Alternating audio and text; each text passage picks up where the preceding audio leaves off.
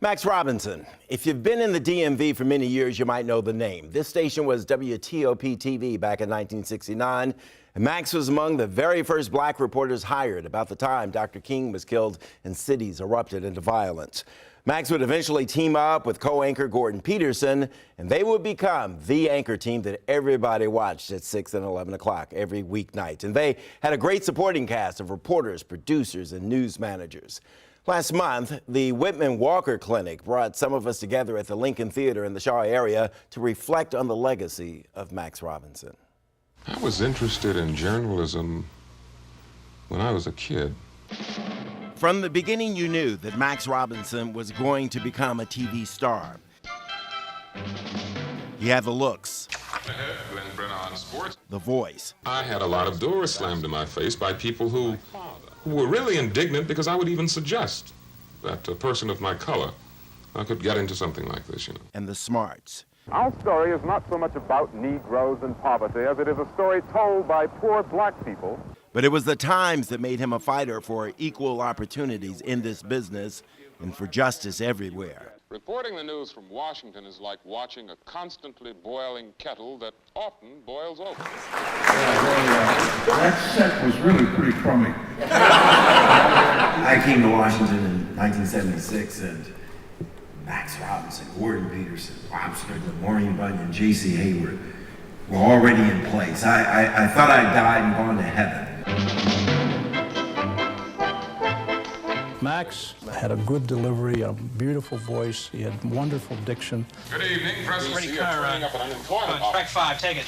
He was the first African-American TV news anchor in Washington. One of the characteristics of Max, both in the newsroom and outside the newsroom, was he was extremely concerned about the issues facing people of color, especially the black community in Washington, D.C. I'll never forget the time when I went into Max and I was complaining that a story that I wanted to cover, a political story, they gave to Gordon Peterson. I'm like, oh, and Max looks at me and he says, well, he's got a right to compete for the story too.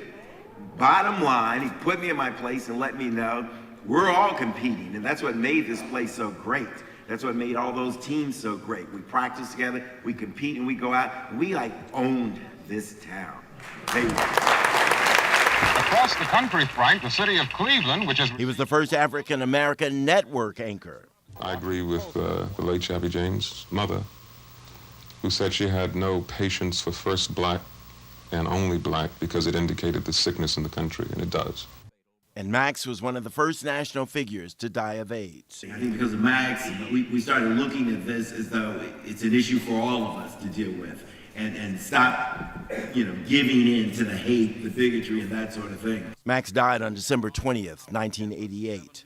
My former colleague, Bob Strickland, has more on Max's story. But we always saw in Max a man of rare talent.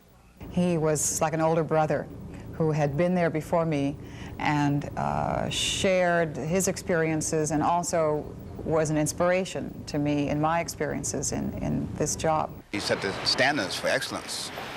Hard working, deep digging reporter who happened to have been black. I'm not recommending that you be old hard-headed like I was and stubborn. And I never recommended my way. I did the best I could. But try to keep your integrity.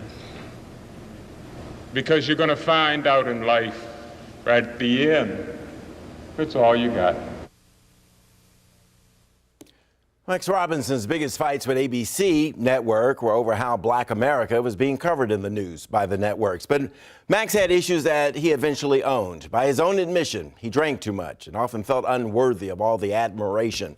And there were a lot of women, aside from his 3 wives. Max Robinson helped establish a minority reporter program right here at Channel 9. But he was also a founding member of the National Association of Black Journalists. Again, Max Robinson was only 41 years old when he died.